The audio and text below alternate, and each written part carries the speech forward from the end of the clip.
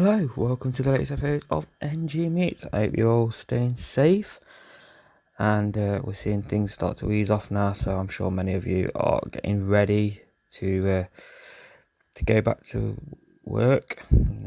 Some of you may have been working from home, maybe getting ready to go back into the office. Others maybe getting back to return. Some of you probably already have.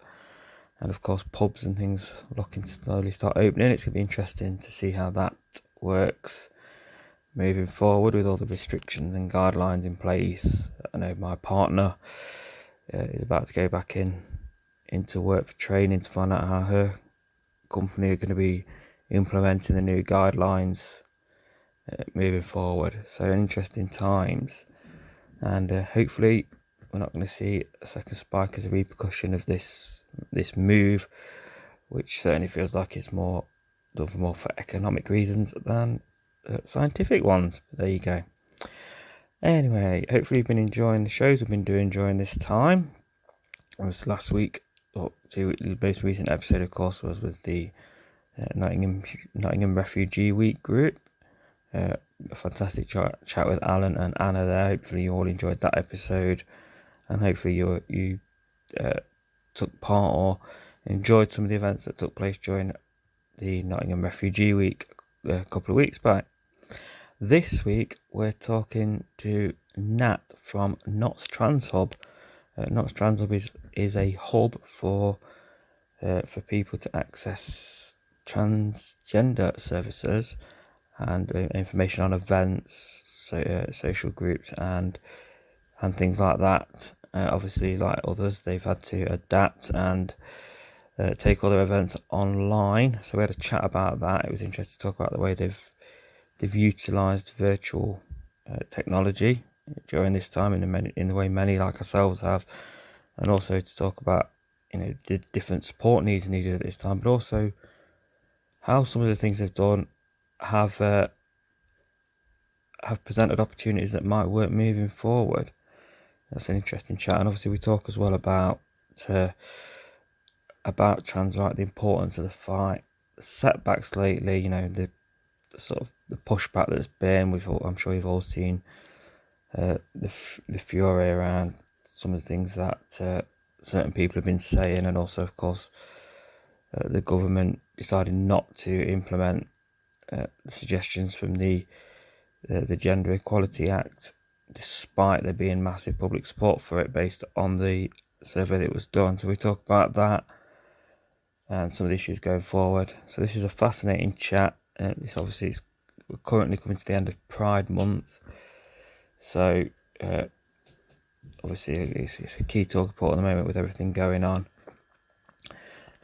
Hopefully you enjoy this episode and check it out. And if you want to find out more about the Nottingham Trans Hub, you can check them out at nottinghamtranshub.wordpress.com, and that's like a centre point. You can find links to everything going on there, and you can get an idea of the kind of events that they do run, both virtually and when possible that they do run physically, although at the moment there are no plans to bring any of that back, as we talk about in the show. So thanks for tuning in, and enjoy NG Meets Notts Trans Hub.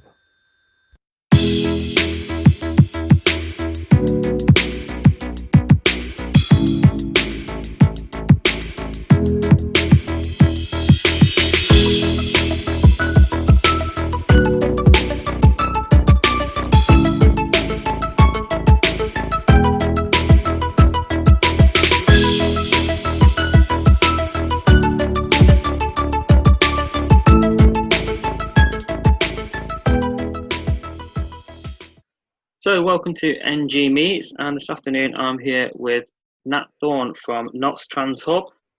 First of all, thank you very much for joining us today. Thank you. No problem. Obviously we've been trying to put this together a bit for a while now, and so it's great to finally get a chance to talk. And we're going to be having a chat about obviously how your group have had to adapt during the current situation, and the different kind of support change, the different ways you've had to change how you support people and things during the lockdown and the coronavirus outbreak. But before we sort of get into that, you just want to sort of give us a bit of background on who Notts Trans Hub are, sort of how they got started and your involvement with them? Yeah, so Notts Trans Hub was started a few years ago, and it was basically looking at a need for sort of having a way of connecting all of the different events and social groups going on in Nottingham and the surrounding areas to support the trans community. And it was I think it was 3 people set up. It was either 2 or 3 people set it up. And since then, there's sort of there are events that are organised by Notts Trans Hub. There are events that are just sort of advertised on the website, and it's kind of an idea that you can go to one place and you can find everything that's going on. And it's just grown and grown and grown, and it's now got, you know, a very large membership and a very active Facebook group and all sorts of events happening. So yeah, so it's become a really good place for support and socialising, really. Excellent. And I think it's interesting because I only became sort of familiar with the group a couple of months back, maybe. I think I saw something posted on one of the COVID support groups that have cropped up during this time. I think somebody put a link to the website up. Oh, brilliant! And which is great, because obviously there's it's such a weird time, and we'll talk more about that in a bit. But obviously, there's so many different people needing support, and I think it's been great the way people have been taking use of current technology and social media, you know. And we know there's many pitfalls with social media, but it's great to see these kind of places that have cropped up during this time to share information and to share, you know, links to support groups, phone numbers and things like that. Because it's you know, it's a very scary time for a lot of people. Yeah, definitely. And we've definitely seen sort of an increase in people signing up for things like our monthly bulletin and stuff like that, which you'd think is a bit weird in a time when obviously there's no sort of events in physical life going on, but it seems though people are really reaching out for support more, definitely. Yes, and I guess as well, one of the things as well that's cropped up occasionally as well has been different. Obviously, everybody's got different personal situations, and not all people are in, you know, secure, welcoming homes. And you know, while that's always difficult, when you're in a lockdown situation like this, that can be even worse for people. Maybe that's families aren't so supportive or accepting. You know, within trans and LGBT plus communities as a whole, to then be in that kind of lockdown situation, I guess that you know, they need that kind of online support more than ever when there are no events, or you cannot go to events. Yeah, definitely. I think obviously with trans issues, I think quite often you have people who are perhaps in a state where they've maybe come to terms with their gender identity, but they haven't actually sort of taken many steps towards that. And they might have been right at the beginning of that process. It might be that they perhaps in certain spaces do dress the way they want to dress, but they don't at home because maybe their parents or maybe their partner don't know. So I think those people in particular, it's probably been useful, whether they come to one of our Zoom meetings or not, it's probably useful just to be able to go onto Facebook and just, you know, talk to somebody who is in a similar position, definitely. Yes, definitely. And I guess, and then, you know, to keep that communication as well until we get to a point where we can socialise physically again, and to not, because if you lose that connection, and there's potential, obviously, of having a big impact on people. You know, like I say, people that maybe are at the beginning could, or you know, are starting to become more public and things, may sort of revert, lose confidence, self-esteem, and things like that. Without, if there's no support network there at all. Yeah, definitely. I mean, all of the research around transgender health, particularly trans mental health, it does suggest that community it's so important, because it's not only a space where you can learn so much about yourself and about, you know, about the way to deal with the community at large, but it's also just being able to socialize with people who understand. And a lot of our times during the Zoom meetings and even during the sort of support groups that we used to run physically, it's not necessarily trans issues that we always talk about. It's just the fact you're in a space with somebody who really understands, and you don't have to explain so many things to them. So yeah, it's definitely, community is incredibly important, and it's something we've, right from the second that we cancelled our physical meetings, which we did kind of all in one go, even though we're all sorts of different organisations feeding into one, we put out a central kind of message saying, look, that's it, we really can't run any physical meetings, but the important thing to know is that we're still here, we're still a community, we're not even laid off or asleep, we're literally going to be an active community still, just in a different way. Yeah, exactly. And I think that's an interesting thing as well, because although I think most of us felt that the lockdown was coming, it was still very abrupt. So there was no ability to sort of phase or slow down events, or it wasn't even really a possibility to have like a sort of not a goodbye, but a sort of event to wrap things up for that period. It was almost like, as of tomorrow, you cannot meet in groups bigger than 2 or whatever. So it was a real abrupt. So although I think we knew it were coming, when they did make the decision, it was very abrupt. Oh, it was a real full stop. Yeah. So we sort of decided to do it before. I think we did it about a week before lockdown, and it seems amazing that we were having actually a discussion about it. And there are a few people saying, well, maybe we don't need to cancel anything yet. Other people were very adamant that we definitely should. And then lo and behold, within days, we were obviously told that we definitely should. But we'd taken the decision, I think, about a week before lockdown, mostly because there is an association between physical health and the trans community. And we've got a lot of vulnerable members in many ways who would be probably even in the shielding group. And we have, it's just, we decided about a week before. But it was still equally as sudden. I've still literally got 2 boxes full of biscuits for the support group in my shed that are just going to have to I suppose I should eat them really and stop them going to waste. There's just boxes of them because if we'd have known, we wouldn't have bought more. So it was literally that sudden. You're right, and it was like someone slamming on some brakes. It was crazy. I can remember how quickly, like I say, it changed within my workplace, where it was like 1 minute there was sort of everyone was in, then it was, oh well, we'll change it to we'll just have people if we need them in, and then I think within a couple of days it was like, oh, right, it's shut, the office is shut, everyone's working from home. And I remember I was at a gig on the weekend before it happened, and it's staggering to think actually, it's weird to think that we were still allowed to mix in big groups, and then suddenly even then we were saying, this is probably the last time. So it was.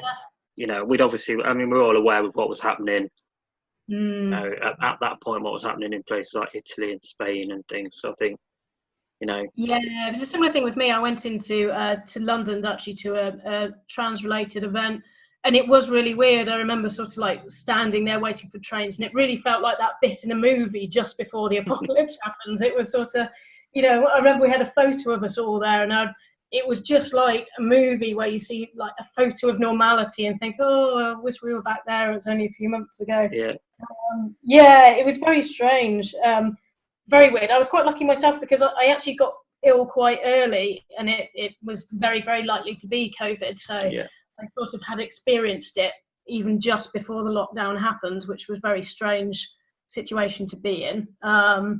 But it was a really weird time, that kind of that drifting into lockdown and then suddenly it happening before we were all sort of ready for it, I think.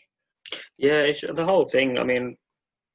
Although, we're obviously where we are now, but I keep saying to people, it's like, this, if you'd have talked to people in December, this would have sounded like something from a science fiction movie. Yeah. And then by March, we're in a lockdown, and even then we already knew it was. I remember talking to people on the podcast from like venues and clubs that are all currently closed for for now. And it wasn't even, and this was only in February, and it wasn't even sort of broached or brought up or sort of skirted around. There was no sense that these places were going to be shutting within a month. It was very odd. Nothing at all. Same in my office. I work at the university, so obviously, and we have a large Chinese contingent there. So it was one of the first places that had massive COVID posters up and everything. And that was the first time where I got a slight chill down my spine, because I think with all of the other illnesses we've had in the past and the pandemics, I don't know, there was more of a kind of foreboding for this, and definitely seeing those posters. I can't remember, it was quite some time ago. It must have been sort of perhaps January or February. But seeing those instantly made me think, oh heck, something big is about to happen. So yeah. Very time to be alive. Yeah, it was very strange, like you say, because usually we have these pandemics. I mean, I can remember swine flu and being given, provided medication by my work, and then a bird flu, H1N1 and things like that. But it never happened like this, did it? They were there, and obviously they had an impact. And I guess a lot of these kind of viruses as well, they tend to be localized within areas where they have a bigger impact than other, while this has been obviously a global thing. Yeah, it's very strange. It's not, at least with the swine flu one, I think I had that as well, because I had flu at the same time as swine flu. I think I'm one of these people who just picks all this up. That was, that wasn't even as bad as real flu, so that was fine. I think the COVID one, it's the randomness of it.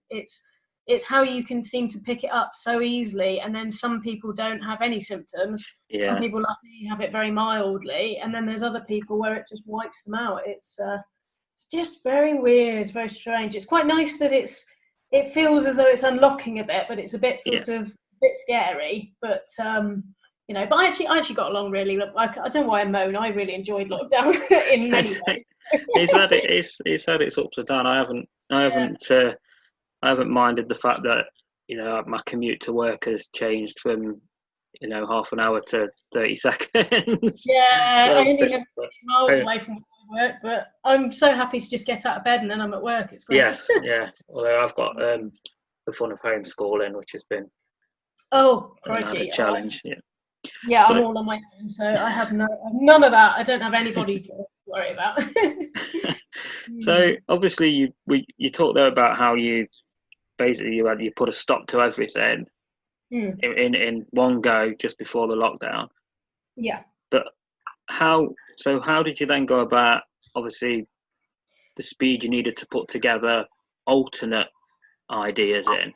Because obviously you didn't have long. It's not like you had a little long in run to plan a schedule or plan ideas. So there were sort of various things we decided to do.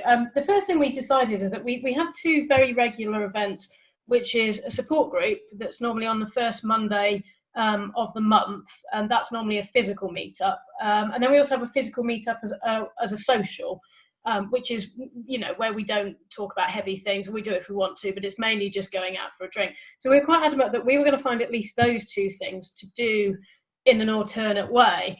And we sort of toyed with different kind of platforms and everything. And in the end, we thought actually Zoom would be perfect for it. So we literally run those events over Zoom.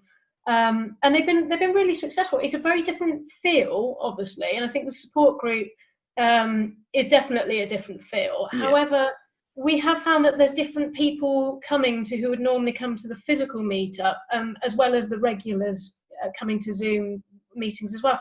So the one thing I think we've taken away from this is that actually it might be good for us to not only have the physical meetup, but actually also have the Zoom as well, because there are people, like I say, there's a high level of disability in our community. Yeah. There's some people who literally can't make it to the meeting sometimes, and it might be great if actually we have a Zoom option. So it's opened our minds in that way. We also had to do lots of other things. We've got the bulletin, which we send out monthly, is normally, it has a few little bits of news in it and everything, but generally speaking, a lot of it stays the same because it's all the regular events and things. But that suddenly became very different. It suddenly became a real focus, and it became something which was actually quite vital information. So we included in stuff like that things like we contact the local gender clinic once a month, because obviously treatment was possibly going to be interrupted, and appointments might have been interrupted and obviously changed as well, because you can't physically go to the gender clinic anymore. So we found that we sort of had to change the way we did the bulletin and everything. And the Facebook group has bubbled along the same as normal, but I think people are much more engaged with it, because I think, again, it's another place that can replace the sort of physical meeting of trans people. I mean, I think that's very interesting, what you said about the lessons you've learned from this time. And I think and I often say that one of the things you see during times like this of adversity is it often does lead to exciting things happening, innovation and things like that. And you've, like you said there, you've realised that the Zoom meetings, which probably, possibly would never have happened had this not have occurred, you've now realised that there's actually a benefit to them outside of the whole lockdown. So there are definite sort of things to take away from this time that can hopefully play a role in the future in improving and offering better services. Yeah, definitely. I think that was something which we probably, I don't think it's that we hadn't thought about it before, but I think all of us were not really sort of up on how Zoom works, and I think we weren't really sort of, we just weren't in that mindset of the fact that we could actually offer support and not physically be there. I think that was just something that hadn't really crossed our minds. And it's so great that we've all got over our kind of fear of all of these technological, programs and things. And we're also fluid with Zoom now. We all know exactly what we're doing. Very few people are now leaving their mic off by accident and things like that. And people are learning the etiquette of turning their mics off, and of sharing space in a virtual space, which is different, because it's quite easy for, certainly in support group way, making sure everyone has the say can sometimes be difficult. Talking over someone obviously is much more difficult. You quite often have two people not realizing they're talking at the same time. But people are kind of learning how to use this technology, and as time goes on, I think we are realizing that there's a massive benefit to it, and that we can probably reach a lot of people. Because we also cover sort of outside of Nottingham. We do cover the local area. We don't really have a strict boundary on that, really. If somebody wants to come in from quite a distance away, because we're the people closest who offer help, then help and support a community, then that's absolutely fine. So for those people, it might be better, because they don't have to come on a weekday evening all the way into town. And some people obviously don't have the transport to do that as well. So it's been a great learning curve. Yeah. It's interesting as well. Obviously, I guess one of the possibilities is for the sort of virtual meets, even beyond this, is a way for people to ease themselves into the community, because that taking that first step, it could be a big step, and maybe that's a nice point between being ready to go out and actually physically meet people, which even lots of people really struggle with. Face-to-face meeting, but that gives that, because of the sort of Zoom, the way Zoom's made and built, and the way you can interact on it, it does mean that you can then go along to these events already having got to know people, which obviously can be massive. I think particularly with this community, I know that when people approach us, I think people can be quite worried about the way they look physically, because obviously when you come to terms with your gender identity, the chances are you look very, very much different on the outside to how you feel on the inside. And I think people sometimes think there might be an expectation that if they go to a trans support group, they should in some way look a certain way, or if they are identifying as female, they should look presenting as female. And I think people worry that they can't turn up to a space with just literally a feeling that they've had for a long time, but still looking very physically like the gender they were assigned at birth. And obviously for non-binary identifying people or people who identify outside of male and female, obviously, again, I think they feel the weight of expectation that you have to in some way look a particular way, or you have to have had certain treatments to be trans. And I think obviously that's not the space we run. We are 100% inclusive space of any gender, any gender presentation, and we respect whatever pronoun and name people want to be known by.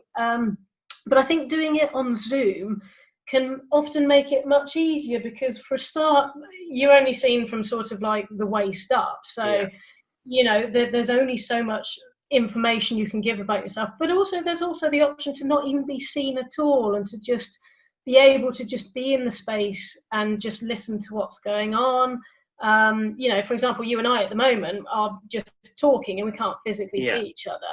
And I think that sort of ability to do that for the trans community might be great, because people just might want to be able to talk about what they're feeling inside without actually worrying about what they currently look like.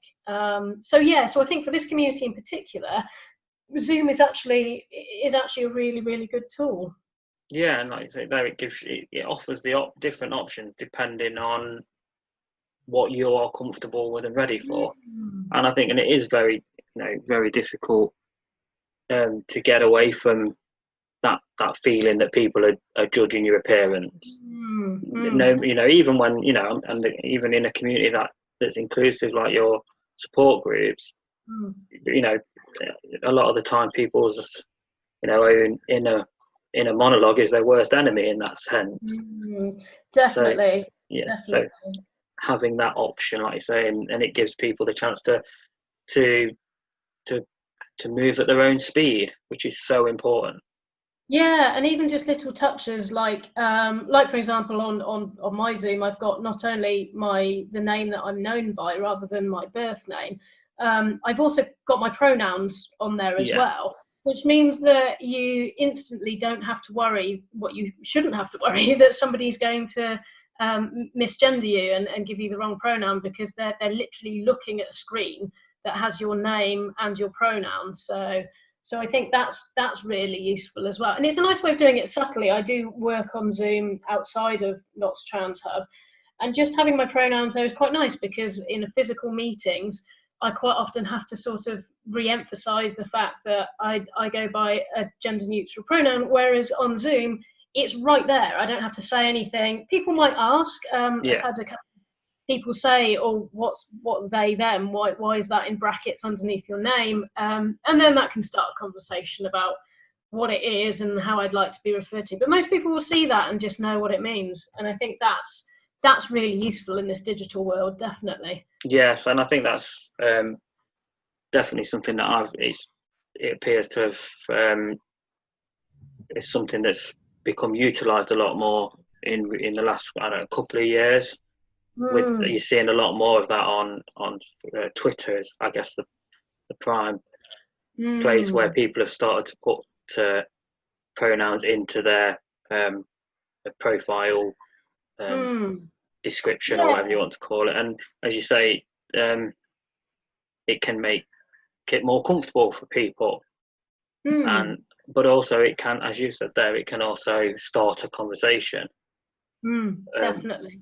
And definitely. I think it's kind of the way we're moving right now, and I think it's I had somebody contact me to ask whether they thought it was good advice to have them on email signatures, and whether that was singling out trans people. I said, actually, it's completely the opposite, because when we introduce ourselves to somebody, we normally just say our name.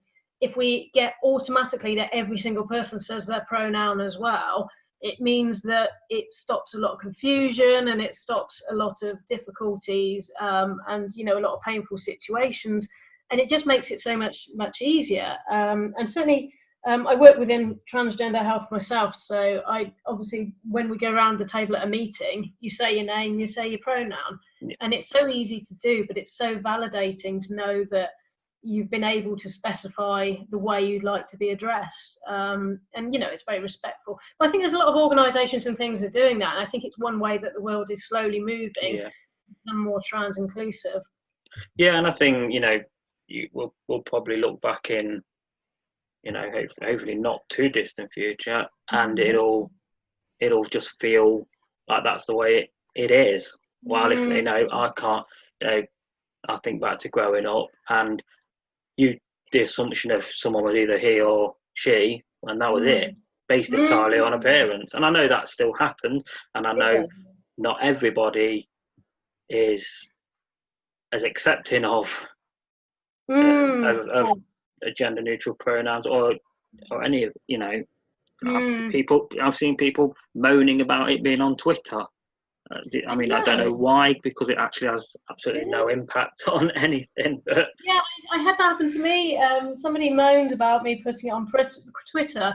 I did point out that I also said on there that I was a juggler, and they haven't moaned that I've been ramming that down their throats. And it also says that I'm a runner, and it says all of the details about me. I'm not actually, I'm not asking you to do anything other than respect the fact that that's the way I prefer to be referred to. It's not. I think people like to make these things a much bigger deal than they are. And I think looking backwards, I think I was a journalist for the whole. I was an LGBT journalist for the whole time that the sort of gay rights movement was trying to move towards, towards the situation we're in now.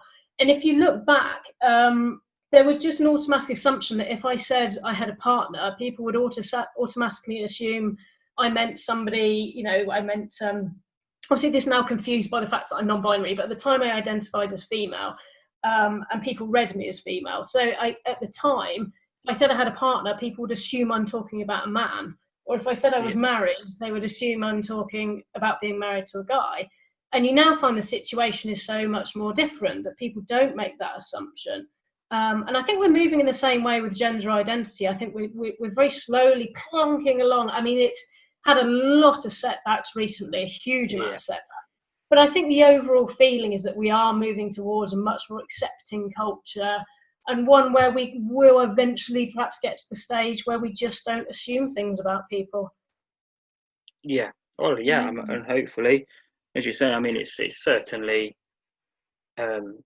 improving. Not necessarily at the rate.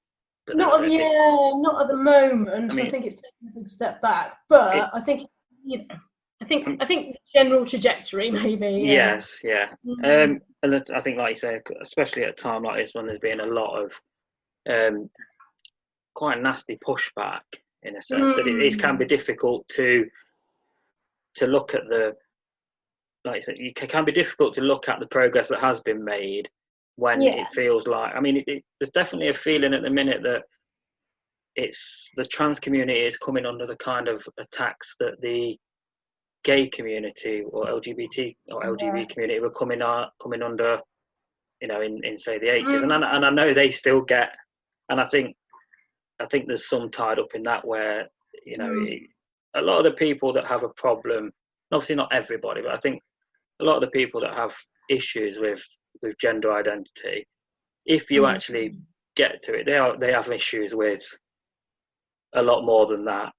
It doesn't take long before you start to find out they have problems with gay people, bisexual people. I think you're right, definitely. I think it's also to me it's obviously it's awful, the things particularly recently with obviously the massive step backwards the government have taken and things, but for me it feels as though when you make progress you do have to kick up a hornet's nest. And I think with the whole Gender Recognition Act consultation, I think we definitely did kick the hornet's nest. And I think it's terrible that we have to do that in order to make progress, but it does feel a lot like the Christian right when the fight for same-sex marriage happened, and all of the other sort of groundbreaking legislation that happens. And I think it's a thing that happens. I think it's very, very strange that it's more in the area of feminism, because the vast majority of trans people I know are obviously very feminist and very supporting of women's rights. And it is a very strange enemy that you're kind of facing. And I think it is a very, very vocal minority, as far as I can tell. But it is very strange that in some ways we're pulling in the same direction as them, but then for some reason there's this big issue where they're completely different in terms of equality. It is very strange. Yeah, it's very odd. But it might well be a sign that we're maybe starting to at least get the issue really talked about, albeit in a very negative and sometimes quite damaging way. Hopefully it's part of progress, but I think we'll have to wait and see what happens.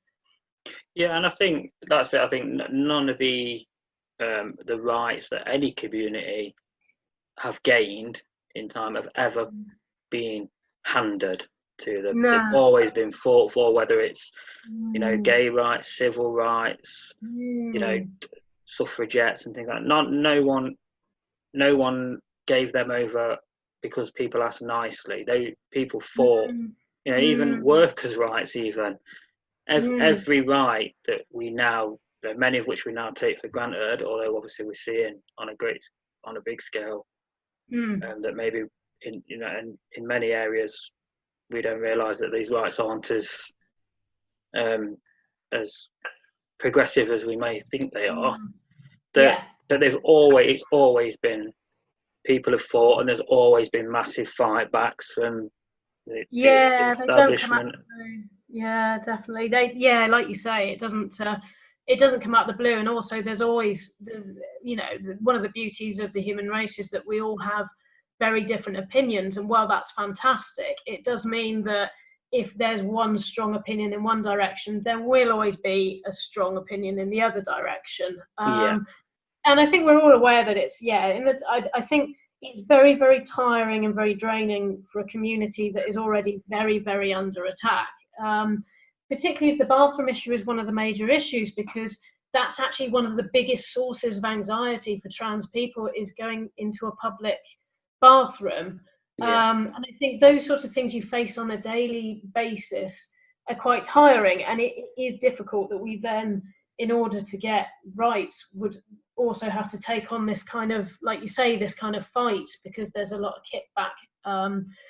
But hopefully we'll sort of get through it, and there will be some big changes within our lifetimes. And I know it's quite easy at the moment to look very negatively upon it, because things aren't moving very fast, and it does feel like in lots of ways we've taken a lot of step backs. But yeah, like I say, I'm hopeful that's part of the process. And I think I look at it, and I think one of the issues obviously around gender identity is a lot of people just don't understand what gender identity is. And obviously if you're my age, went to school in the 90s and things like that, you were taught at school male and female, and that was it. And I think improvements in education as we move forward will obviously play a huge part in it. So the children that are going, and again we're seeing fightbacks again. I mean, we still see fightbacks against even teaching any LGBT. And we saw protests, didn't we, just last year, I think, against. We did, locally as well. But it was nice to see local opposition to that as well. That was it was nice the way a lot of the community responded and said, we do want our kids to be taught equality, actually. So that was quite heartwarming. And and I think it's trying to figure out as well, that I think a lot of the opposition perhaps comes from lack of understanding as opposed to outright disagreement. I'm not all of it, obviously, but I definitely think there's an educational I think there must be. I think it must be, because a lot of the people who are quite vocal are also seem otherwise quite educated and fairly reasonable sort of people, and it is strange that they're sort of finding it hard to perhaps put themselves in another person's shoes. It's really interesting where this really strong kickback comes from, and I think you're right. I think a lot of it is that we don't really teach. I mean, lots of people don't even know the difference between sex and gender, and assume they're interchangeable. And an endless frustration with me is the amount of academic papers. I've just been reading one this afternoon where they said that they divided participants by gender, but literally they had male and female, and they also didn't make any comment about how they divided them. And by what I could see is they looked at the names and looked at whether it was a male or female name and did it that way. And so that's, if you're talking, talk about biological sex as opposed to gender, and we're starting to get there, but we're only starting to get there because it's still more complicated than that, because biological sex is not a binary system either, and we're not taught that in schools. I think we're taught that 1 in 100 births has some sort of mistake or something, but that's not the case. It's much more complex than that, and I think that's part of the problem, is that, like you say, a lot of people in my life are faced with something that they just only know their own experience of, and that's not the experience of every person that you're ever going to meet. And it would be great if we could get much more education out there, similar the way that LGBT History Month and sort of schemes like this have kind of taught that actually there are people with different sexualities. It's not just gay and straight. There's a whole sort of spectrum. And it would be great if we could get more education out there, not just even in schools, but to like the population as a whole, and just be able to kind of explain a little bit more, the complexities of this. Because it's obviously not going to be simple, because nothing in life to do with humans and psychology is. And it's that, this comes up so often, but it's this, we live in an age where it's never been easier to access information, but it's also never been easier to support your own belief, whatever that pre-step. So, if you've gone in there with a preconceived, and we all have our own biases, and we all have our own preconceived beliefs, and it's so easy to make use of social media or search engines to search in a way that you will only get confirmation of your belief. Absolutely. Rather than a sort of a wide spectrum of opinion, offering the different sides so that you can actually evaluate it. And it's just I think many of us thought, when the internet started taking off, that everyone would become a bit more open-minded, but when you look at some of the things happening in the world and the kind of people that are getting into power, you wonder if it's actually going the other way. Definitely. Oh, definitely. I was just listening to a bit of Donald Trump's latest rally. Oh, no. I was like, how is this bloke, how is he there? And I do think the internet, like you say, has a lot to do with it, because if you're looking, it's confirmation bias. If you put something into your search engine, you'll come up with what you search for, and you can guarantee people searching, if they're not pro-transgender people, will be searching for things that aren't pro-transgender. They'll be searching for searching for stuff that proves that trans women are a danger to cis women in toilets. They will be able to find one case from many, many years ago which will prove their point, and not look at it in a much more scientific, broad kind of overview, majority kind of view. So it is an eternal frustration. I think it's one of those things where I'm endlessly sort of sending friends and family links of reputable stuff,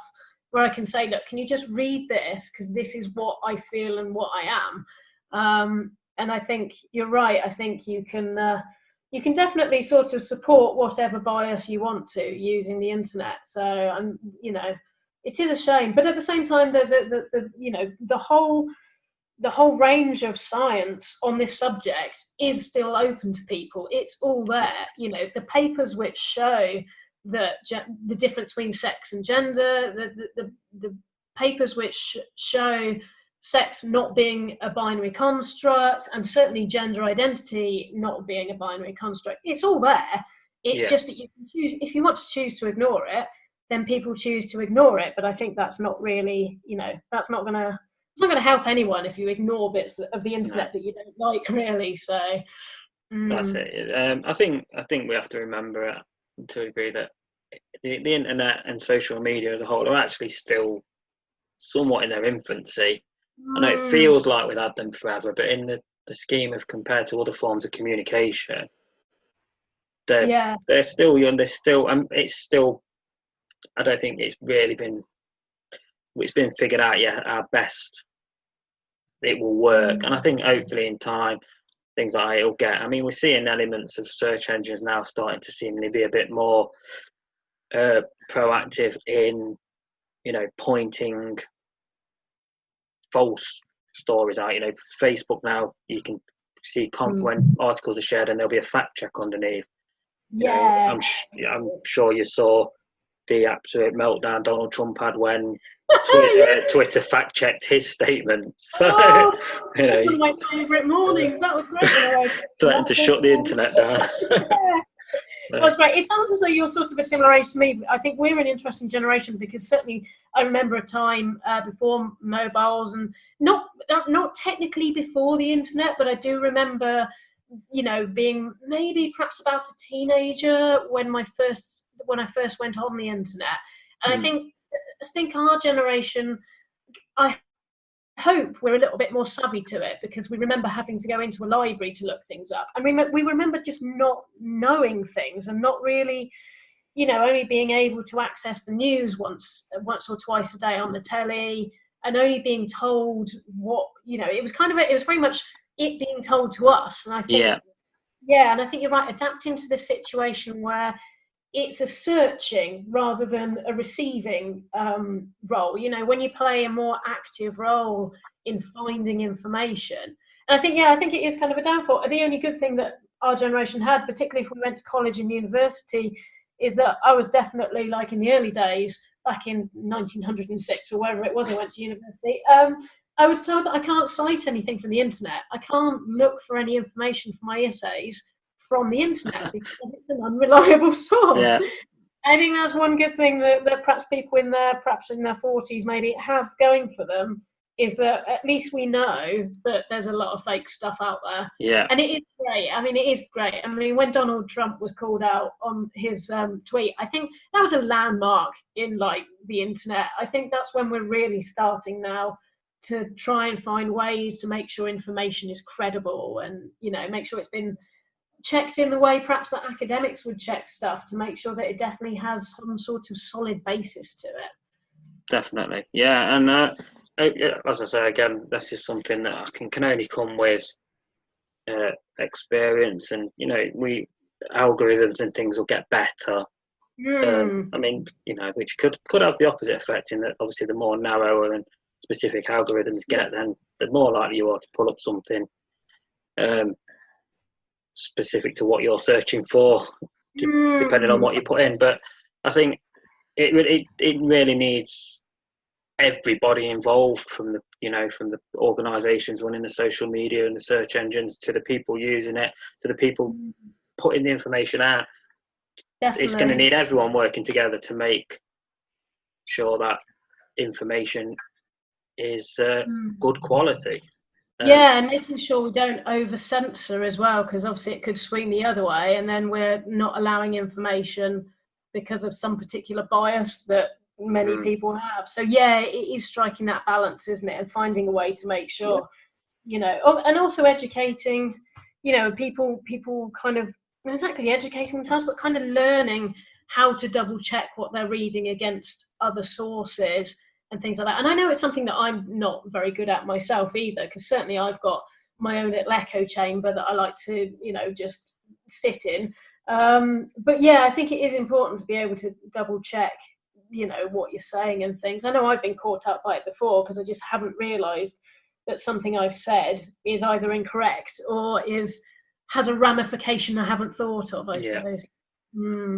Yeah, it's that. I mean, at the end of the day, I don't think any of us like to find out something we've had a long, held as a close belief or thought is right is wrong, or that and like you say, we all fall into that trap. I know I fell into the bubble in terms of sort of left-wing politics and things like that in the past, to the point where you start to feel like, well, everyone seems to be progressing better, and then it's only everyone you're seeing.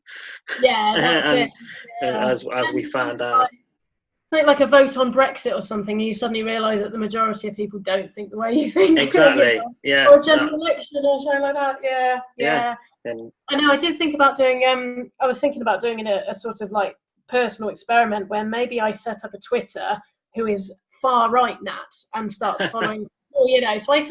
So I have a separate echo chamber where I kind of do get a lot of the Daily Mail stories, and I do get a lot of the.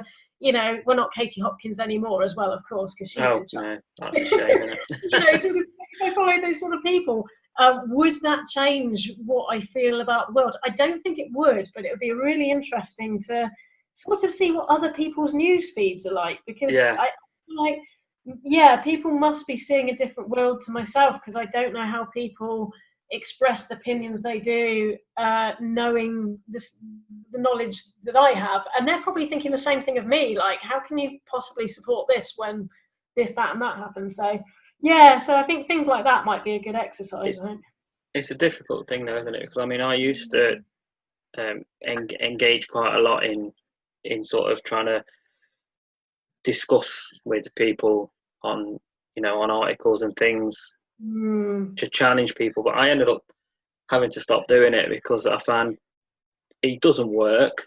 No, it doesn't. And all it ended up doing was actually ended up with just me getting madder and angrier. You just I didn't achieve it. No, I think this is the experience of a lot of trans people, because I think Twitter is one of the places where transphobia is absolutely rife. Oh, definitely. To begin with, I sort of thought I really should be one of the people who pushes against this and challenges people, but in the end I just realised I'm not actually going to be making a difference that way, and there's other ways I can make a difference in this world, rather than sitting here at 3 a.m. being really annoyed because that person just didn't understand what I was saying, and because somebody was rude to me. There's a great thing called Turf Blocker on Twitter, and anybody who has posted anything which looks like it might be anti-trans, you can report them, and then people who sign up to Turf Blockers, they just don't get to see the content at all. Yeah. So it means that my newsfeed doesn't really have much of the transphobic stuff in it. Only the stuff that trans people have perhaps retweeted to show what's going on. So like obviously the J.K. Rowling stuff, I knew about that through trans people rather than actually seeing her stuff, because obviously she's blocked me because she's definitely been blocked by Turf Blocker. I think there's a way of approaching it. And I don't think arguments over the internet ever result in somebody going, you know what, by Jove, I think you're right. No. I haven't thought, it's just not the environment where that happens. I think face to face, in a very calm, reasonable conversation, you might be able to plant a seed in someone's mind that grows. But I'm much more for societal change. I think if society as a whole shifts towards more acceptance, more and more people follow. And for example, the people who were very anti same-sex marriage 10 years ago, to the point where they really said things like, "Oh, we'll be marrying people to their dogs next." Those are they're the same people who have attended same-sex weddings and said, "Isn't it beautiful and isn't it lovely?" And I know, because I've been to a couple of them, and I definitely know a few people there who were quite anti that only 10 years ago. And I think that's a big way of trying to move society as a whole rather than individuals. And it's so hard to do, because it's so hard to be able to say, you know what, you just said something awful to me, but that's fine, and then walking away. It's so difficult because you feel like you can't let that person walk around the world with that opinion. But they probably won't for the rest of their life. As society changes, they'll probably change as well. And if they don't, they'll just get left behind. So I think that's right, and I think that's why when things like the Equality Act and things like that, that's why that was really important for people to share their opinions then, because that is something that can have a societal impact. Yes, yeah. And that will what goes through from that will have far more impact than anything you say on Twitter. Unfortunately, obviously, the Gender Recognition Act one wasn't actually listened to, because I think it was over 70%. I think it might have been 75%, but certainly over 70% of people were in favour of a lot of the changes which have now been rejected, which is strange because only 52% of people were in favour of Brexit. And that's like, apparently, that's something they really should honour. Whereas if 70 to 75% of people say trans people should have more rights, that's something they feel they can turn around and go, oh, no, I don't think so. So, yeah, but I know what you mean, though. I think it is those sort of ways of being able to, shift society as a whole. And I think for me, just being visible and unfortunately sometimes being a bit of a punch bag, but being able to sort of just, be a person in someone's lives where they can at least say that they know somebody who's non-binary, and as they get to know me, they might get to know a little bit more about me. I know a lot of my close friends started off really lost with the whole thing, and now they're practically experts. And I think that's just because I've gone on and on to them about it. But they've gone now into the world much more understanding of it. And I think if they came across somebody who was very anti non-binary people, I think I like to think they'd actually have some comeback for that and actually stand up for it. So I think that's the way that, that I would. That's the way I think, rather than getting upset about someone on Twitter. I think it took me a while to recognise that, but that's definitely the way to go about it. Yeah, I think that's an interesting point as well, because I think, again, as somebody who does know trans and non-binary people, I think you have to then realise that, a lot of the people that maybe aren't as supportive of it, they perhaps haven't ever had interactions, or at least to their knowledge. And I think it's so easy to look at people in a certain way, isn't it? When you can, when you've experienced or people from those communities, that you sort of think, well, everyone should think the same way. It's again that comes to education, and with more, obviously, with more understanding and more acceptance, and as we move forward, obviously more people will hopefully feel confident enough to be able to come out if they wish to, and to live how they wish to live. Because I'm sure there are plenty of people now. We live in an age where footballers still don't feel comfortable to come out as gay. So there is almost certainly people that are afraid to come out. Yeah, definitely. We definitely see a lot of people who've lived the most of their life, and it's only when they get to a stage where maybe they haven't got a lot of their family alive anymore, or maybe sometimes it's even after their partner has died, and that's the only point in their life where they say, right, now I'm prepared to be able to go out and sort of be the person I am. And that's absolutely lovely, because obviously they have got to a stage where they feel confident, and it's nice they've been able to do that within their lifetime. I'm sure they'd agree it'd be much nicer if they felt that society would have been more accepting of them at a much younger age. Although obviously, there are it is still very difficult for trans youth. But when I was younger, I can't think that I knew anyone else my age who was trans. So it's so nice that at least the younger generation that is coming up, obviously there are, I'm not saying it's really easy for trans kids at all, or trans teenagers, but it does feel as though at least they feel a bit more able to be themselves, which I think will be absolutely, in the future, that will be great, because they might have been able to have lived the majority of their life in the gender identity that they were born with. And I think that's, that would be a great thing if that was the case, that somebody could come out as trans at a very young age and have it accepted all the way up until the end of their life. We've got a way to go before that, obviously, but it's nice to see the younger generation seem more sort of clued up on this sort of thing. Yeah, and I think that's the key, isn't it? Like you said, there's a long way to go yet, but it's about keeping it going. Yeah. In that direction, no matter what seems to be coming back the other way. Like I say, and it does feel at the moment, there's a sense, it almost feels like transphobia almost is like the only acceptable, is the sort of one still acceptable attitude to have. So I think it's the one. I mean, I think it's the one thing where if you did post something transphobic on Facebook, you're not necessarily going to get people say, hang on a minute, that's terrible. If you post something that's perhaps a bit, depending on who your Facebook friends are and everything, but I think certainly with the Black Lives Matter stuff recently, I've seen people who have perhaps sometimes accidentally posted things that they don't realise are to disarm the Black Lives Matter movement. Things like some people posting things about all lives matter and things like that, and not really understanding that's derailing things. But they have been called on it. Whereas I think you're right. I think if people post things that are transphobic, they're not always called on it, and they quite often get a lot of people applauding them for it. So yeah, it's somewhere that's got a long way to go, definitely. Yeah, totally agree. As you say, it's I think part of the reason people, I guess one of the reasons I guess people are less likely to call people out on it, I guess again, is it's one of those things where a lot of people don't really understand it.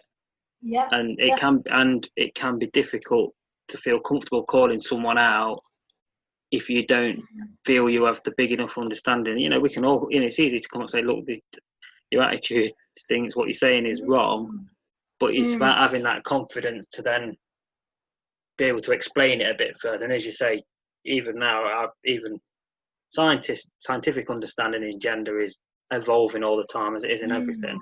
And definitely. Like you say, a lot of people don't even understand the difference between sex and gender, which is a massive issue. Absolutely. Even still, and that arguably is one of the linchpins of getting people to understand that better. And hopefully that's something that's happening in schools more, I think will be a massive step forward once people get a better understanding of that. Yeah, definitely. Which, I mean, to be perfectly honest, if someone had said to me when I was a teenager, I probably wouldn't have been able to tell you they were different. No, I wouldn't, definitely. I think back then as well. I think for me growing up, certainly as non-binary, and something which I've found in my own research is that just knowing the word non-binary makes things click into place. But that was not something that was around growing up. You were either, male, female, or transgender. And I think certainly for me growing up, I had an inner feeling that I definitely wasn't female. But then at the same time, if I didn't necessarily want to be male, then I must be female. And I think, like you say, just learning the difference and learning that something exists. And that even if you do identify as a trans female or trans male, it doesn't mean that you can't still have a sort of more non-binary sort of feeling. And yeah, I think you're right. I think it is about sort of exposure and people sort of learning a lot more. And hopefully we can learn a lot from the gay community, the LGBT community, because that is, again, another place where people had to learn about same-sex relationships, and they had to be visual and they had to be seen. And there's no big deal about a gay character in a soap anymore. It's just not a big deal, and that's the stage we need to get to, really, which will take time, but hopefully, I'm hopeful. I think as well, one of you talked there about, obviously, it was that you're either male, female, or trans.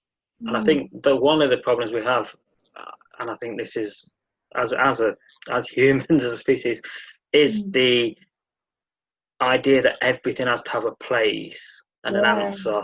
And we struggle with this idea of fluidity.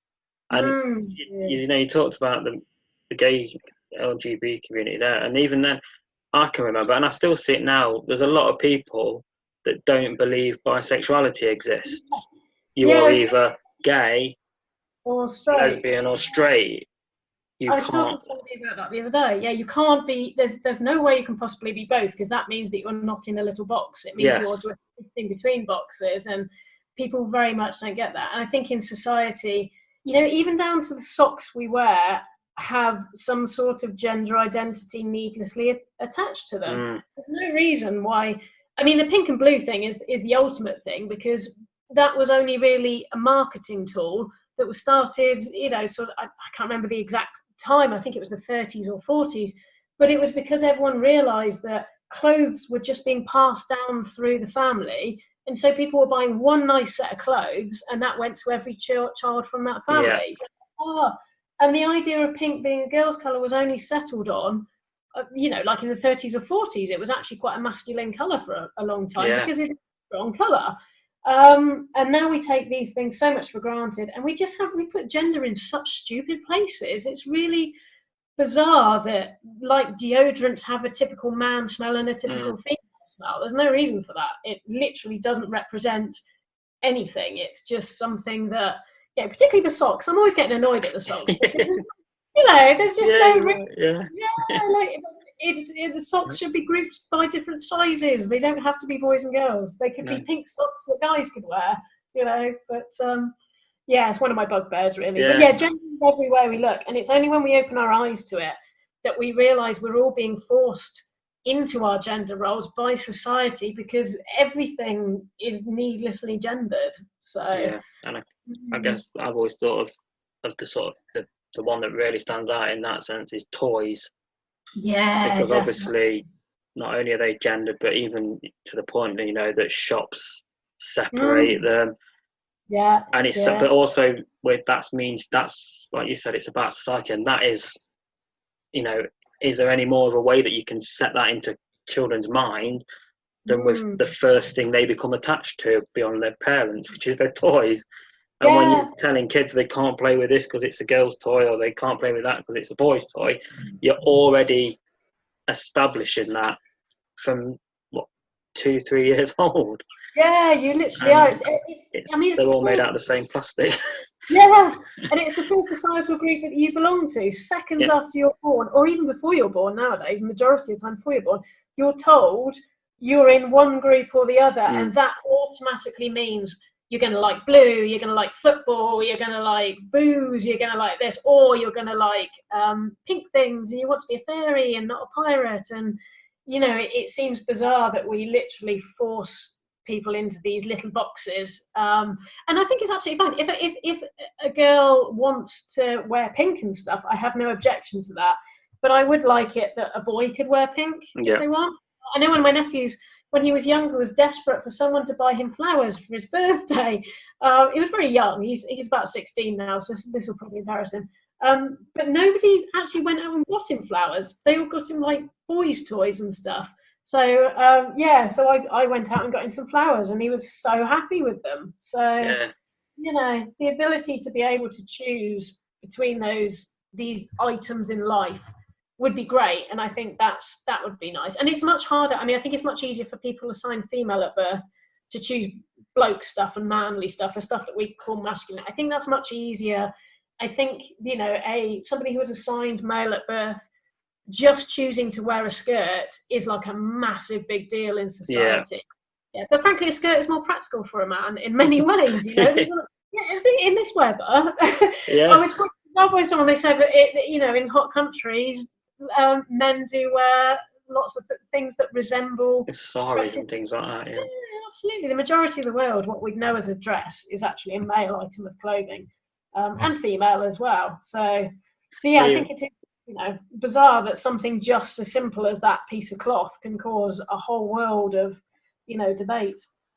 In my opinion, one of the ways that I think the internet has been great from a personal experience is that it gets you beyond the community you grow up in to a degree. So again, it's how you use it, isn't it? I guess. Yeah, it's how you use it as a tool, and I think it'd be great if I think the lessons that we teach in school now, much as maths and English and geography and things, as much as those are needed, I think that there is now a need for this new type of education, which is learning about the modern world and about internet. I feel as though schools do need to perhaps realise that trigonometry might not be as important to kids as actually learning how to look for decent stuff on the internet. And I remember the only thing I remember from geography was crop rotation, and I mean I live in Nottingham, for goodness sakes. I don't need crop rotation. So I think prioritising certain subjects over another and saving things like crop rotation and trigonometry maybe for specialists like A level and higher up subjects. I think that might be an interesting way to sort of change things, so that we're teaching kids stuff they'll need to know from the modern world. I think, definitely. Yeah, it's so difficult to get people that mentality, though, isn't it? Oh yeah, fixed definitely. In this. We see the same with attitudes towards music and art in schools. Yeah, you know, definitely. despite all the evidence for what the benefits they bring, it's all about math, science. And I say this is someone who's obsessed with science, but although hated it at school, Yeah. That's what it's all built around, isn't it? Yeah, it's the whole monetization thing, isn't it? Because you don't want your kid to be a struggling artist because they won't have all these markers of success like a mortgage and a house. Yeah. And, you know, you don't want to see your kid just busking on the street for money because they chose art rather than science. And, you know, they're probably happier busking on a street anyway. They might be. This is the other thing, isn't it? It's about, you know, getting away from this idea that school isn't just about churning out a workforce. Yeah, exactly. It's about you know, giving children a chance to learn and experience. It's not just about getting them the skills so that they can then be thrown into the marketplace at 18 or whatever. Definitely. I think we're very obsessed about getting things done quickly as well. But for me, I did go to university the first time, but but that was in a very arty subject. And then I did actually go to university in my 30s, and that's the career that I'm on now, and chose a very scientific subject. And so I think there's an important part of saying that, yes, a basic level of education to be able to work in the world, yeah, I get that. But if you're looking for like people to be highly successful, you don't have to do that from the age of when they're a kid anymore, because you can have 2 or 3 different careers in a lifetime. And somebody like me who failed all their GCSEs and is now in the final year of a PhD, that kind of shows that you can make this change later. And I know obviously I'm very lucky because I think lots of people didn't have the opportunity to do that. But there are ways of sort of looking at what makes somebody happy rather than what makes somebody rich, because those two things aren't always the same thing. You know, being able to feed yourself and put a roof over your head, yeah, I get that that's a very basic need. But also happiness is an incredibly big need. And if people are happy being able to get by, but do a job that they love and understanding a world with a bit of a greater depth, there's a lot of value on that as well. I think we overemphasize the idea of success being linked to how much money you earn and how much power you have. And I think that, again, feeds into a lot of the problems that we have. Yeah, I think there's, because of the way, and that's something that comes from the entire way, obviously, that the system's set up. You know, the country measures its worth on its GDP. I think at New Zealand, I think they've been interested in the way they looking at moving away from that, aren't they, and basing it on people's happiness and how satisfied people are. But again, like you say, but there's also, and it feeds into this idea that there's always an attempt, or it feels like, to divide people and get people and blaming other people of their own or lower classes, rather than looking at the system as a whole. Yeah, definitely. That's the powerful want to protect their place then. We're going right off into massive I mean, the thing is like you said that a lot of this ties into. It does, because I think a lot of the anger that comes aimed at any group, a lot of it comes from people's own fears and insecurities. Yeah, for their own, because people, and in a time like this where people are very afraid. They're afraid for their health. They're also afraid for their jobs. They're afraid about what's going to come, because we're looking at arguably a generation of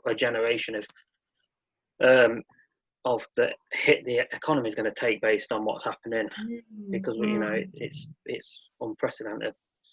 It's the biggest hit that's taken since the Second World War, and fear feeds, doesn't it? Well, that's it. I'm hoping it might be a time where we can actually take stock of this and go, actually, if we find ourselves in a situation where we're really lucky enough to still have a steady income, and we perhaps won't be looking for the next step, then we might be saying, I'm just glad that I've got this. I'll be, happy with, the items that I have in my house. I'm now happy with them. I don't feel as though I have to compete anymore. And I know I've definitely been I've been very similar while this has all been going on. Obviously, you know, for various reasons, I found myself with more money. And when the lockdown started, I assumed that meant that my house was going to be transformed. I was going to get all of this new stuff because I'm not in my car anymore, which means I'm not paying for petrol. But as it turns out, a lot of it has just been put to one side for my future, because I suddenly realised that what I have is actually an awful lot. I've got a lot in my life, and I've even got, you know, my income is very modest and where I live is quite modest. And so I'm hoping that maybe this might be the shift that we kind of get, is that a lot more people saying, actually, rather than shooting for this, you know, big impossible dream where the next step is always what you're aiming for, maybe it's quite nice being on the step that we're on, and maybe there are little things we can do to make our life just more enjoyable. You know, things like the everyday, you know, lots more people have taken up running and cycling and daily walks, and they've realised that that is of massive benefit. And where people are able to do that, because obviously not everyone is able to, I think that noticing things like that, maybe we will get a shift. I'm hoping so. I'm hoping it doesn't just all click back to like it was before. But we'll see. We'll have to see. I sort of early on in the whole lockdown things, I was feeling like this might be a big change. You know, I was seeing the community spirit that we were seeing, people helping out, and I know, and there's still some of that going on. And I really thought, you know, maybe this is what the country, well, not needs, because we don't need it, but it's maybe this will be the period that brings what's been a very divided country slowly back together. But my confidence has been shaken somewhat in seeing. It almost feels like that divisiveness has come back in recent weeks, and you know, when I've seen the kind of vitriol that's been thrown at the Black Lives Matter supporters, and you know, and things like that, which is still ongoing. So I don't know. We have a habit of reverting to type, don't we? We do. So you know, hopefully I'm wrong, but you know, I was hoping that maybe, you know, people realising how easily that things can change, and you know, you might think you're in a really secure place, and suddenly something like this happens, and suddenly I was hoping it might give people a more understanding appreciation of things like the welfare system and that.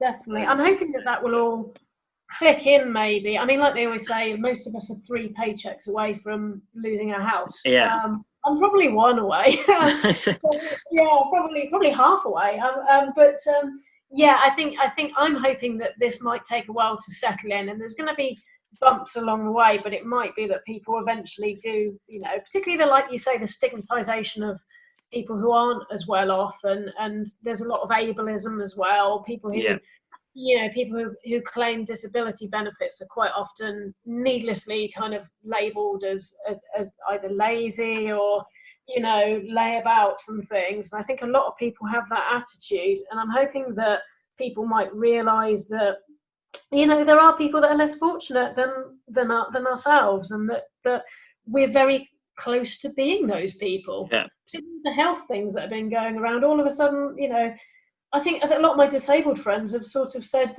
you know, now everybody knows what self-isolation is about, but we've been doing it for years because we've had no other option. So I'm hoping that people might learn a few lessons, but it might take time, like you say. It's all of this stuff we've got to, and we might be seeing the worst of it, because maybe the people who take to Facebook to talk about, you know, Black Lives Matter, maybe there is a disproportionate amount of people who want to go on there to moan about it rather than do anything. I know to support it, I've only done things like change my profile picture and things like that. Whereas I think if someone's very passionate in the opposite direction, maybe their voice is just a bit louder. But who knows? I'm hoping it's again the bashing the hornet's nest so that things can start to change. It's when you're when you've got this sort of angry against the view as well, it's often, you don't, like, for example, I think you mentioned earlier about people saying all lives matter, and you know, some people are doing that misguided, but it's such an easy thing to state that and then walk away. While if you're supporting it, you feel the need to defend yourself.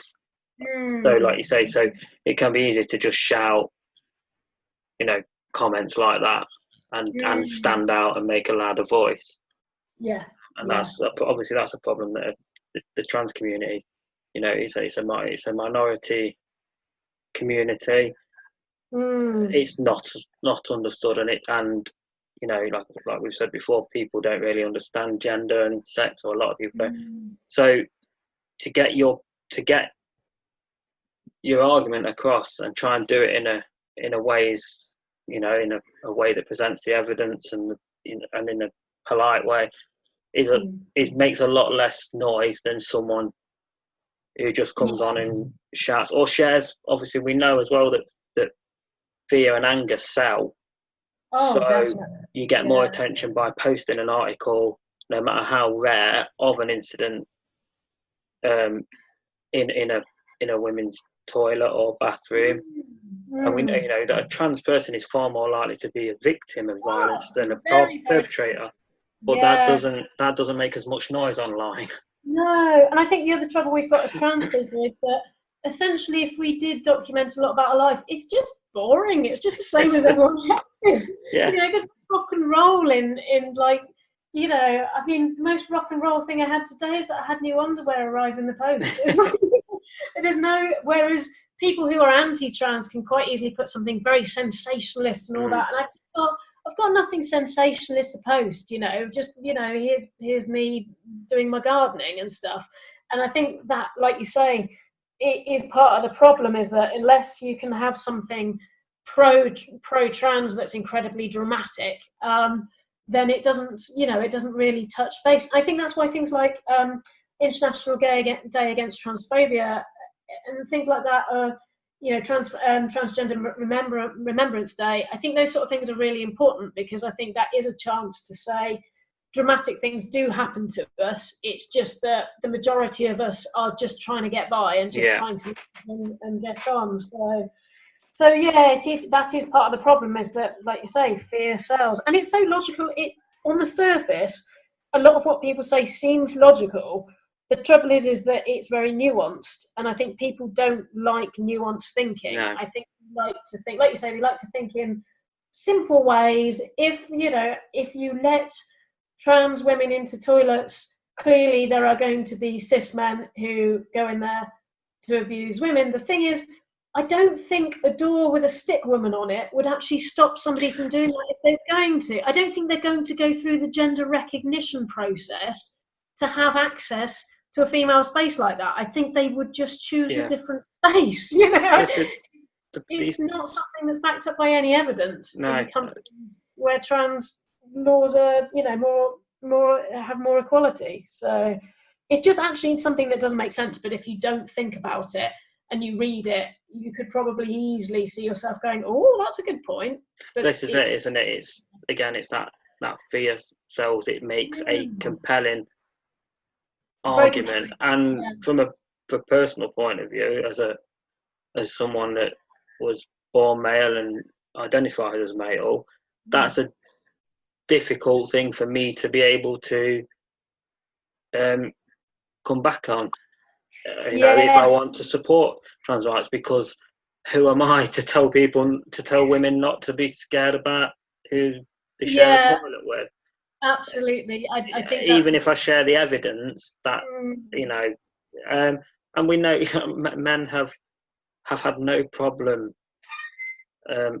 abusing and killing women throughout history. They don't need some supposed ability to hide to do it. They will do it anyway. Yeah, there was a quote by somebody, I can't remember who it was on Twitter, but they said, if they want to eradicate the places where abuse happens the most, you need to eradicate families, and you need to stop marriage, and you need to stop the family unit.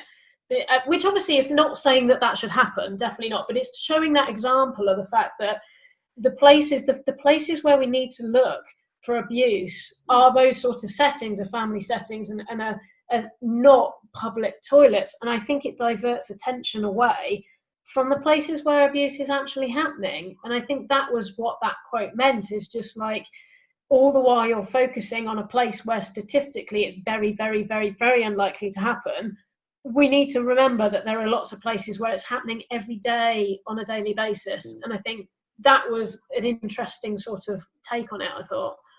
Yeah, and that's something we've already seen statistics showing there's been a big increase during lockdown. Of that, but that's another one of those things, though, isn't it? That saying that raising the shared toilet issue, that's something that people see. Well, you could fix that easily. Just don't allow it. How do you fix the far more nuanced problem? Yeah, that the home is the most dangerous place. I know, exactly. But also, Again, how are they going to police it? Are they going to start looking in our underwear before we go into? Well, yeah. Yeah, I think people also don't realise how many non-binary, non-gendered toilets are out there. I think people don't think about it when they go to a small coffee shop and there's only one or two toilets there. You know, and at the university we have non-binary. No, sorry, I must stop saying non-binary, non-gendered toilets. And I had a friend who had been quite vocal about it, and we just casually went to the toilets in the Portland building, casually walked out, and then after a while I just sort of said, you know that you've actually been in a non-gendered toilet today and you just didn't realise? And I think that kind of like moved her, and she was a bit like, oh, I really didn't realise that. I'm like, yeah, it was, you know, did you not notice you were washing your hands next to a bloke? But yeah, she really hadn't, so, you know. Yeah, it's just they're not, you know, I know they're not, but they're not new. They're not new, no, they're never new. No, absolutely. There's plenty of places, you know, I mean, and as trans, as a community, we pretty much know where all of these non-gendered toilets are. Yeah. That's how we navigate a city, and that's how we're able to be in the city shopping all day, is to know that if you go to a particular coffee shop, it will have a toilet that is not specified for male or female use. Yeah. It's just a toilet. And I mean, if you're talking about a tax, not that we want to get obsessed by that, but actually when there is just a lone cubicle and it's very, very sealed in, as opposed to a very open room where there's just flimsy kind of stalls, you know, that's an area where it could be quite dangerous. But those places exist, you know, they already exist. Yeah. I say not quite dangerous. Obviously, they're not dangerous because it's just not something that happens that often. But, you know, this idea that actually if you're in a big room with, you know, other people coming and going constantly, it's going to be a problem. And it's just not. You know, there's no statistics to back it up whatsoever that is a place where you need to be careful. Definitely. This is obviously a debate that's going to go on. I think we said earlier, we're a long way from getting, you know, it's moving forward, but there's a long way to go. But it does, you know, despite everything and despite the people in charge at the moment dismissing because the people that responded to the survey were the wrong kind of people. Weirdly, the people that responded to the survey were the people that would be impacted by it. Yeah. Which apparently is not the people they wanted to. Odd, very odd analysis to make. Yeah. But you know, as we said, this is something that continually happens when it's to fight for any rights. Yeah. It always has happened, and it will continue to happen. Nothing. Unfortunately, nothing, even something what should be selfish as equal rights, doesn't get handed to people. It's fought for, and it's still, as we're seeing with the Black Lives Matter movement, you said civil rights in America was apparently brought in 50, 60 years ago, and they're still having to fight. Absolutely. Now, so, but let's say, and there's so many areas we could talk about in relation to that. But I wanted to get back to obviously to the kind of things you're doing, and I know it's only just been announced that lockdown is sort of easing. In fact, as we're recording this today, they've announced an opening date for pubs and hotels and restaurants, and they've and the cut of the social distancing from 2 meters to a meter as of the 4th of July. And then if we look beyond the fact that that's clearly been done with no consideration for the scientific evidence as a purely an economical thing. So what are the thoughts at the moment then in relation to how the hub might look at in relation to events and meetings again, or is that something at the moment that still looks like it's a way off? I think that the silence on the matter today in the volunteers group is very palpable. I think that it doesn't change anything for us. I think we are aware. First of all, I think we are quite aware, like you say, that we don't think it's safe yet to meet up. I think that's the most important thing, is that we have vulnerable members of our community. We have members of the community who might obviously be released from shielding but don't feel they want to be released, and it definitely wouldn't be fair for them if we say, right, that's it, we're all going to meet physically again, and they feel they'd have to put themselves at risk in order to get the support that they need. But yeah, I think the fact that we haven't even discussed the possibility of physically meeting again suggests to me that it's going to be a long time. I think my personal feeling on the matter is that when we definitely know that there isn't going to be a second wave, and that there is something that has happened, because at the moment essentially nothing has happened. We haven't got a vaccine, we've got some treatment, but we haven't got an incredibly credible treatment that you can go to a pharmacist to and get. We still have people who are vulnerable, who are dying from this. And obviously I understand that, we have seasonal flu that does the same thing, but this is different. This is very different. At one point it was killing a very high proportion of people. There's a risk it could happen again. So my personal feeling on this is that we're just not, it's not even on our radar, the idea of meeting up physically again. I think even though the bar where we meet for our social may well be opening on the 4th of July, I can't see that we're actually going to encourage our members to come out and go there. I probably will personally go to some form of pub at some point, but that's my personal choice. I don't think we want to be in any way responsible for anyone, even if they have COVID at a very weak level and they're not very unwell. We just don't want to be in any way responsible for that. Yeah. So no, I think at the moment we're going to stick with making sure we're all online, but that we're offering the support that people need when they need it, really. Yeah, and I think that's a key to that, isn't it, as well? It's about when people feel confident and comfortable, and they can open everything. But I think they might, and then there's obviously going to be people that go out. I'm sure many of us have missed, to go for a drink. But I still think there's a big question mark over how comfortable you feel. I mean, I know my partner works in the pub industry, so she's not been working since the lockdown, but will be considering, we'll be probably looking at going back. I don't know how that's going to work, because obviously there's going to be, as well as being limits on what you can have. As a customer, there's a limit on people you can be able to have behind a bar, example. But it's quite, there's an element of that nice to return to that normality of working again. But there is that fear: is this the right time? Definitely. I think it is different for me because I'm one of the people who can be pretty sure that they've got antibodies, and even though we haven't, it hasn't been said that protects you, I think looking at other countries and their reinfection rate, it seems clear that you do get some protection. So I think me going along on my own with a couple of friends to a pub, I think that's a very, like you say, that's a very different sort of situation to, but I agree with you too, that it's so, in some ways, so nice we're getting back to normal, but my big concern is the science isn't there to back up the fact that we should be getting back to normal yet. Yeah, definitely. We could all be wrong. Boris could be right, but evidence suggests otherwise. Somebody who can't even, who constantly goes on about washing hands and making sure that we don't catch it, and then catches it himself.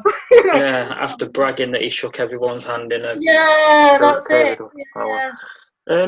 So there quite possibly people listening to this that are maybe not familiar with the Trans Hub, and then maybe but people that maybe want to find out more, or want to find out how they can be involved in terms of attending the support groups, which obviously are virtual at the moment.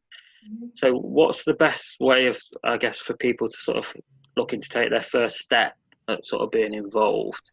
And yes, I mean the sort of linchpin of what we do is based around a website, which the address. I'm going to say I don't have the address to hand, but if you Google Notts Trans Hub, it comes up pretty much the first thing. So visiting there is a good start, because ultimately there's going to have lots of events there that aren't happening, but it will show you the events that are available. We have everything from even a Warhammer group, and we have like cool. which is great. I mean, clearly Nottingham, we've got to have a Warhammer Yeah. We've got like board game groups and things. Obviously, these aren't meeting. I think a couple of those groups might be meeting online in different ways. But it will certainly tell you what's available. It will tell you what's going on right now. And we also have a good Facebook group, so you can find us on Facebook. Again, if you just search for Notts Trans Hub, it's probably the best way to find us. And that if you just ask to join the group, it is a moderated group for obvious reasons. But if you ask to join, explain your situation as briefly as you need to, we can definitely, you can definitely be part of that and start to perhaps meet people virtually, which again, like you say, is a really good stepping stone into meeting people in person. We also have a bulletin, so on the website you can sign up for the bulletin, and that comes once a month. It will be in your inbox, normally around about midnight when I finish writing it on the 30th or the 31st of the month, whichever is relevant, or obviously the 28th in February. And that details everything going on in the local area. And at the moment, it also has lots of extra details, such as prescriptions, what's going on at the gender clinic, and various other sorts of sources of help in difficult times for people, sometimes financially, sometimes, needing perhaps more support through the phone line and everything. So I think that's the best way to go about it. Certainly the website is a really good start, and the Facebook group. And from that, it kind of, the good thing about the hub is it's all interconnected. So if you find the Facebook group, you'll find the website. If you find the website, you'll find the Facebook group. And we also have groups for supporters. It's not just for trans people, it's also for parents and partners. Have a very active supporters group, which I haven't mentioned till now, but they're meeting virtually as well. And it's, again, a very non-judgmental environment. Even if it's a parent who perhaps their child has only just approached them with the idea they might be trans, or it could be somebody who's had a trans partner for years and suddenly realizes that maybe there's something they want to talk about, or they just want to meet other people in a similar position. So we have an awful lot going on, but the website is a great place to start for that. Brilliant. Excellent.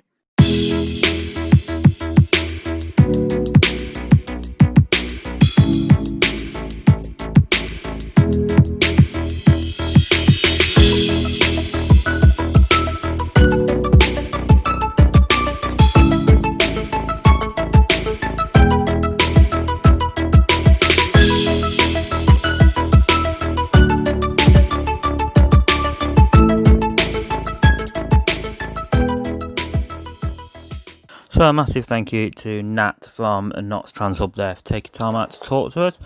Covered a lot of topics there, a lot of talk about what the Trans Hub are doing at the moment during the lockdown, the support they're offering, the massive importance on keeping on the fight for trans rights, particularly amidst the government's basic dismissal of trans rights within the Gender Equality Act, and some of the pushback that's coming from sectors of society. It's important to keep that fight, and we talked well about the bigger issue of social media and the fight for all kinds of rights there.